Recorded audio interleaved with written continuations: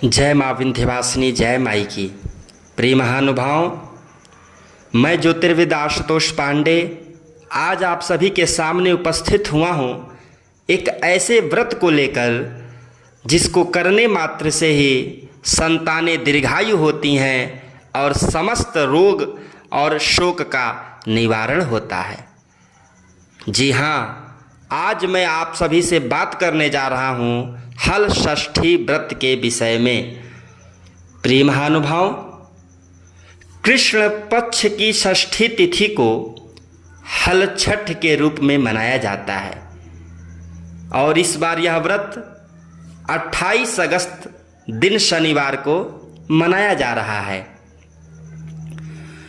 भगवान श्री कृष्ण के बड़े भाई बलराम जी के जन्मोत्सव के उपलक्ष्य में यह व्रत किया जाता है।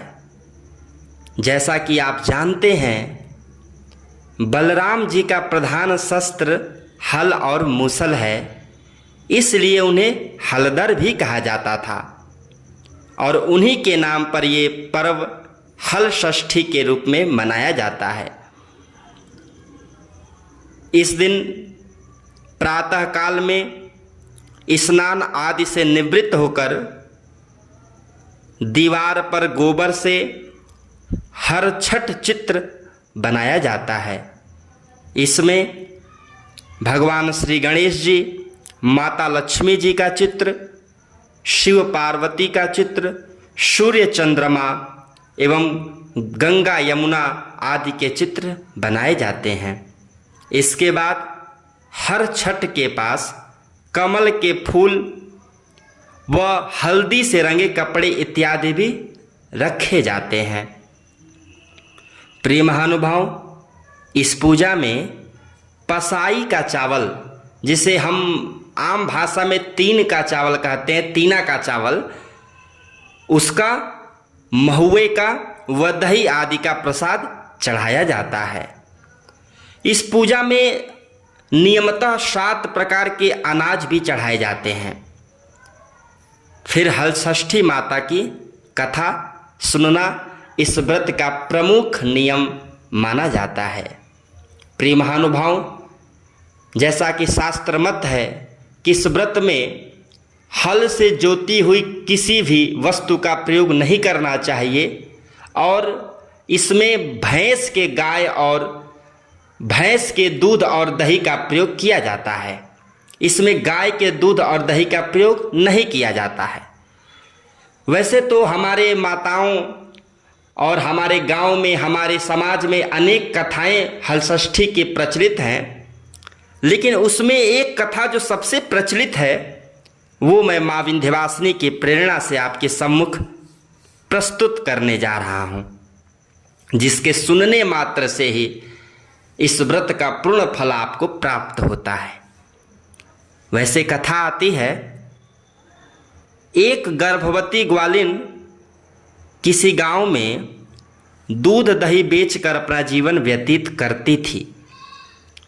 एक दिन वह दूध बेचने जा रही थी तो उसे प्रसव पीड़ा होती है और एक वृक्ष के नीचे बैठ जाती है और उसके बाद उसे उसी वृक्ष के नीचे पुत्र रत्न की प्राप्ति होती है।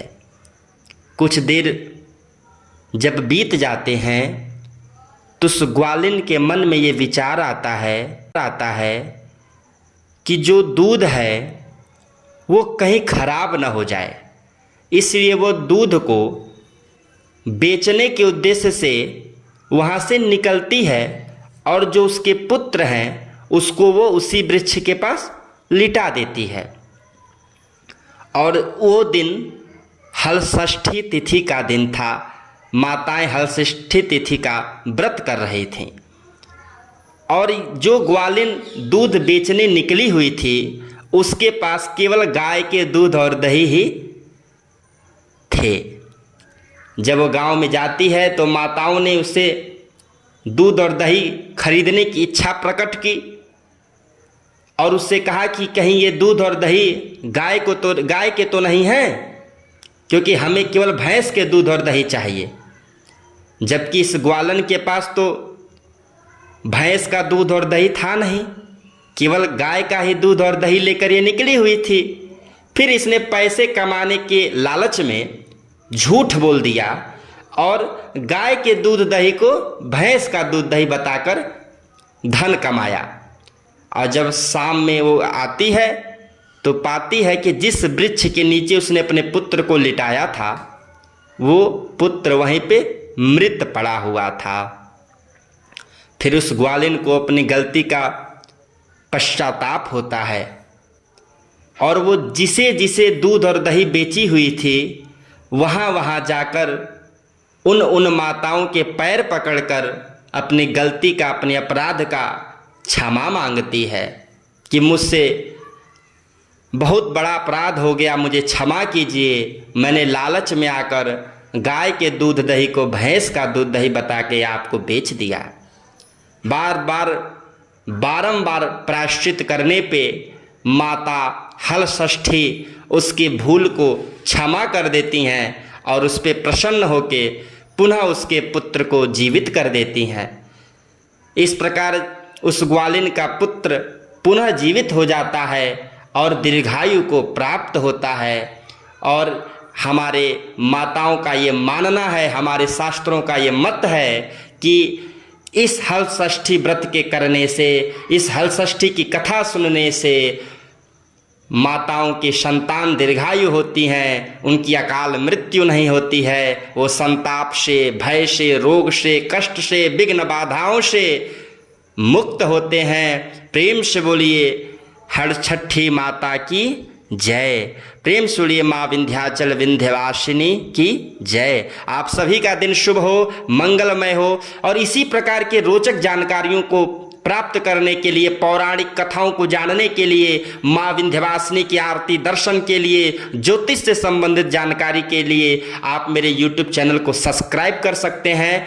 और जन कल्याण के लिए आप इस वीडियो को साझा करें ताकि अन्य माताएं बहनें भी इस कथा को सुने और पुण्य की भागी बने। बारंबार धन्यवाद देते हुए जय माँ विंध्यवासिनी, जय माई की।